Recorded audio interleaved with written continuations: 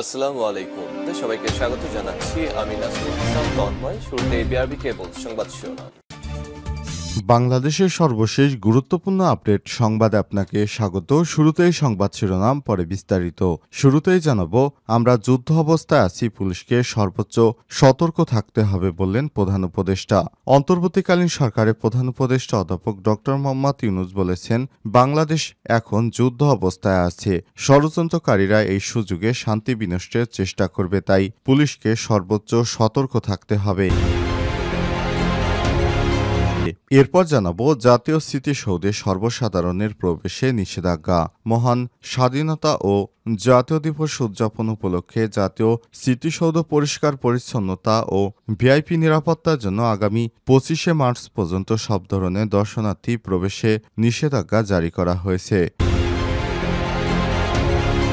এদিকে মার্কিন গোয়েন্দা প্রধান তুলসী গ্যাবর্ডের বক্তব্য বাংলাদেশকে অন্যায় ও অতিরঞ্জিতভাবে উপস্থাপন করা হয়েছে বললেন প্রেস উইং।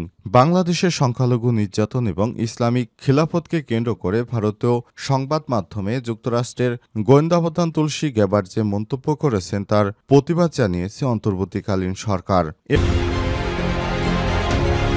এবারে জানাবো, যশোরের সন্ত্রাসী মীর সামিরকে ছুরিকাঘাতে হত্যা।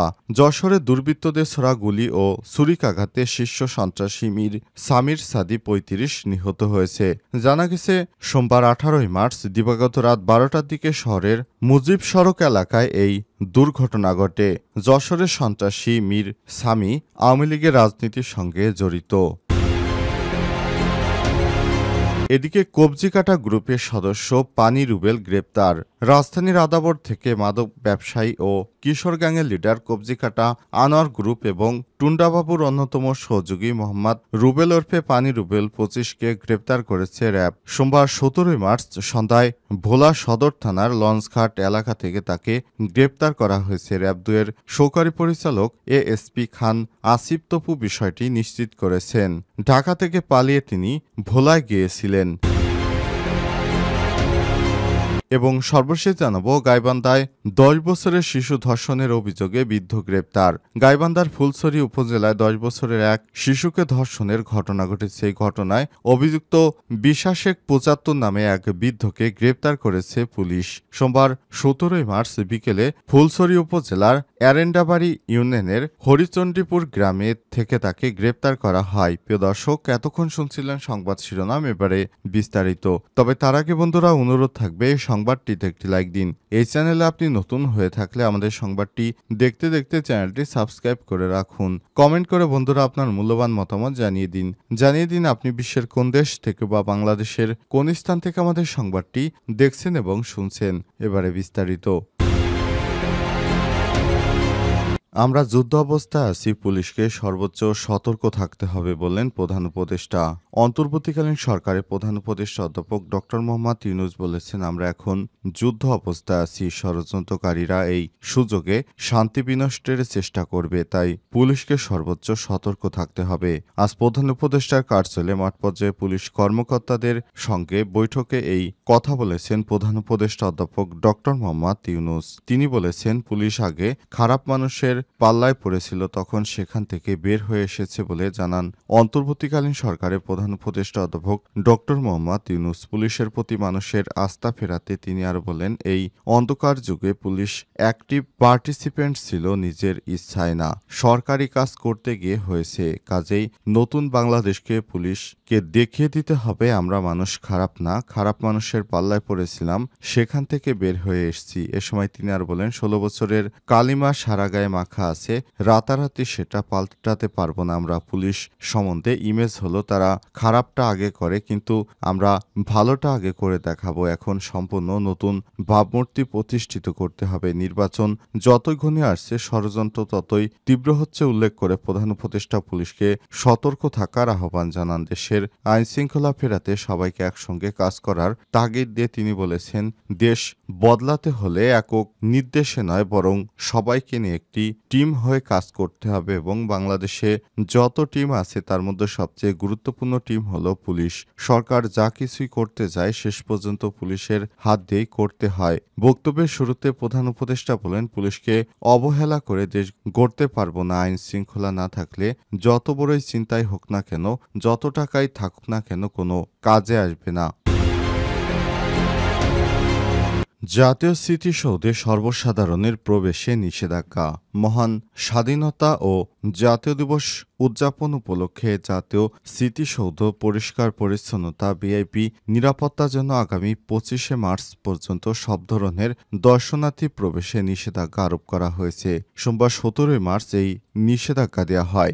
জাতীয় স্মৃতিসৌধের ইনচার্জ গণপূর্ত বিভাগের উপসহকারী প্রকৌশলী মিজানুর রহমান জানান, মহান স্বাধীনতা ও জাতীয় দিবস স্মৃতিসৌধে রাষ্ট্রপতি, প্রধান উপদেষ্টা ও বিদেশি কূটনৈতিকরা শ্রদ্ধা জানাবেন। এ কারণে 25শে মার্চ পর্যন্ত জনসাধারণের জন্য স্মৃতিসৌধে প্রবেশে নিষেধাজ্ঞা জারি করা হয়েছে। প্রকৌশলী মিজানুর রহমান আরও বলেছেন, এ সময় স্মৃতিসৌধে পরিষ্কার পরিচ্ছন্নতার কাজসহ সৌন্দর্যবর্ধন করা হবে। 26শে মার্চ মহান স্বাধীনতা দিবস রাষ্ট্রপতি ও প্রধান উপদেষ্টার শ্রদ্ধা নিবেদনের পর সর্বসাধারণের জন্য স্মৃতিসৌধের গেট উন্মোচন করা হবে। এ সময় তিনি আরও বলেছেন, এখানে যেন কোনো ধরনের বিশৃঙ্খলা না হয় সে কারণে এই ব্যবস্থা গ্রহণ করা হয়েছে বলে জানানো হয়েছে। এ অবস্থায় জাতীয় স্মৃতিসৌধে এড়িয়ে চলার জন্য আহ্বান জানানো হয়েছে। তুলসী গ্যাবার্ডের বক্তব্য বাংলাদেশকে অন্যায় ও অতিরঞ্জিতভাবে উপস্থাপন করা হয়েছে বললেন প্রেস উইং। বাংলাদেশের সংখ্যালঘু নির্যাতন এবং ইসলামিক খিলাফতকে কেন্দ্র করে ভারতীয় সংবাদ মাধ্যমে যুক্তরাষ্ট্রের গোয়েন্দা প্রধান তুলসী গ্যাবার্ড যে মন্তব্য করেছেন তার প্রতিবাদ জানিয়েছে অন্তর্বর্তীকালীন সরকার। সোমবার 17 মার্চ সরকারের পক্ষ থেকে দেয়া বিবৃতিতে বলা হয়েছে, আমরা গভীর উদ্বেগ ও হতাশার সঙ্গে তুলসী গ্যাবার্ডের বক্তব্য প্রত্যাখ্য করেছি, যেখানে তিনি বাংলাদেশের ধর্মীয় সংখ্যালঘুদের নিপীড়ন ও হত্যা করা হচ্ছে বলে অভিযোগ করে বলেছেন, ইসলামপন্থী সন্ত্রাসীদের হুমকি এবং বিভিন্ন সন্ত্রাসী গোষ্ঠীর বৈশ্বিক তৎপরতা একই আদর্শ ও লক্ষ্য দ্বারা পরিচালিত হয়। সেই আদর্শ ও লক্ষ্য হল ইসলামপন্থী খেলাফতের মাধ্যমে শাসন করা। তুলসী গ্যাবার্ডের এই মন্তব্য বিভ্রান্তিকর এবং বাংলাদেশের ভাবমূর্তি ও সুনামের জন্য ক্ষতিকর উল্লেখ করে অন্তর্বর্তীকালীন সরকার বলছে, বাংলাদেশের ঐতিহ্যগতভাবে শান্তিপূর্ণ, অন্তর্ভুক্তিমূলক ইসলাম চর্চার জন্য সুপরিচিত এবং চরমপন্থা ও সন্ত্রাসদের বিরুদ্ধে লড়াইয়ে জনসাধারণের অগ্রগতি অর্জন করেছে। গ্যাবার্ডের মন্তব্যে কোনো নির্দিষ্ট প্রমাণ বা অভিযোগের উপর ভিত্তি করা হয়নি বলেও বাংলাদেশের সরকার এই বিবৃতিতে দাবি করেছেন। অন্তর্বর্তীকালীন সরকার বিবৃতিতে উল্লেখ করে বলেছেন, তুলসী গ্যাবার্ডের বক্তব্য পুরো বাংলাদেশকে অন্যায় এবং অতিরঞ্জিতভাবে উপস্থাপন করা হয়েছে। প্রধান উপদেষ্টার কার্যালয় থেকে পাঠানো বিবৃতিতে সরকার দাবি করেছে, বিশ্বের অনেক দেশের মতো বাংলাদেশও চরমপন্থার চ্যালেঞ্জের মুখোমুখি হয়েছে, তবে এটি ধারাবাহিকভাবে আন্তর্জাতিক সম্প্রদায়, বিশেষ করে যুক্তরাষ্ট্রের সঙ্গে অংশীদারিত্বে আইন শৃঙ্খলা, সামাজিক সংস্কার ও অন্যান্য সন্ত্রাস বিরোধী তৎপরতার মাধ্যমে এসব চ্যালেঞ্জ মোকাবেলা করে আসছে। বাংলাদেশকে ভিত্তিহীনভাবে ইসলামিক খিলাফতের সঙ্গে যুক্ত করার অর্থ হল বাংলাদেশের জনগণ এবং আন্তর্জাতিক সহযোগীদের কঠোর পরিশ্রমকে খাটো করে দেখা, যারা শান্তি, স্থিতিশীলতা ও উন্নয়নের জন্য প্রতিশ্রুতিবদ্ধ। বিবৃতিতে আরও বলা হয়েছে, ইসলামিক খিলাফত ধারণার সঙ্গে যুক্ত করার প্রচেষ্টাকে বাংলাদেশ কঠোরভাবে প্রত্যাখ্যান করে। যশোরের সন্ত্রাসী মীর সামিরকে ছুরিকাঘাতে হত্যা। যশোরে দুর্বৃত্তদের ছোড়া গুলি ও ছুরিকাঘাতে শীর্ষ সন্ত্রাসী মীর সামির সাদি ৩৫ নিহত হয়েছেন। সোমবার 18 মার্চ দিবাগত রাত 12টার দিকে শহরের মুরিব সড়ক জয়ন্তী সোসাইটির পিছনে তার বাড়িতে এই ঘটনা ঘটে। নিহত সাদি ওই এলাকার মীর শওকত আলীর ছেলে। নিহতের চাচাতো ভাই সাকিব জানান, রাত 12টার দিকে তিনি ও সাদি বাড়ি ফেরেন। বাড়ির উঠানে মোটরসাইকেল ঢুকানোর সময় পেছন থেকে সাদিকে চাকু দিয়ে আঘাত করা করা হয়, এরপর তাকে গুলি করা হয়। এ সময় তিনি হামলাকারী ট্যাটু সুমন, মেহেদী সহ তাদের সহযোগীদের লক্ষ্য করে ইট নিক্ষেপ শুরু করলে তারা আরও 5 থেকে 6 রাউন্ড গুলি ছুড়ে পালিয়ে যায়। তাদের ছোড়া গুলিতে সাদি গুরুতর আহত হয়। পরে স্থানীয়রা তাকে উদ্ধার করে যশোর জেনারেল হাসপাতালে নিয়ে গেলে কর্তব্যরত চিকিৎসক তাকে মৃত ঘোষণা করেছেন। তিনি আরও জানান, নিহত সাদি রেলবাজারের ইজারাদার। হামলাকারীরা বাজার এলাকায় চাঁদাবাজি করত, তাদের প্রশ্রয় না দেয়া এই হত্যাকাণ্ডের ঘটনা ঘটেছে। যশোরের অতিরিক্ত পুলিশ সুপার নুরে আলম সিদ্দিকী জানান, খবর পেয়ে তারা ঘটনাস্থল পরিদর্শন করেছে এবং জড়িতদের ধরতে পুলিশের একাধিক টিম অভিযান শুরু করেছে। হত্যাকাণ্ডের কারণ জানতে তদন্ত চলছে বলেও জানান তিনি আরও জানান, নিহত সাদি হত্যাকাণ্ডে জড়িত বলে তাদের নাম আসছে। উভয় পক্ষই সন্ত্রাসী, সবার বিরুদ্ধে থানায় একাধিক মামলা রয়েছে। পুলিশ ও স্থানীয়রা জানান, সাদি যশোরের শীর্ষ সন্ত্রাসী ম্যানসেলের প্রধান সহযোগী ও ম্যানেজার। সাদিকে যারা হত্যা করেছে তারাও ম্যানসেলের সহযোগী। 5 আগস্ট সরকার পতনের পর বহিষ্কৃত যুবলীগ নেতা শীর্ষ সন্ত্রাসী ম্যানসেল সহ তার বাহিনীর সদস্যরা গা ঢাকা দেয়। সম্প্রতি সাদি সহ তাদের কেউ কেউ এলাকায় ফিরতে শুরু করেছে। এরই মধ্যে তাদের অভ্যন্তরীণ কোন্দলের সাদি খুন হয়েছেন বলে জানা গেছে।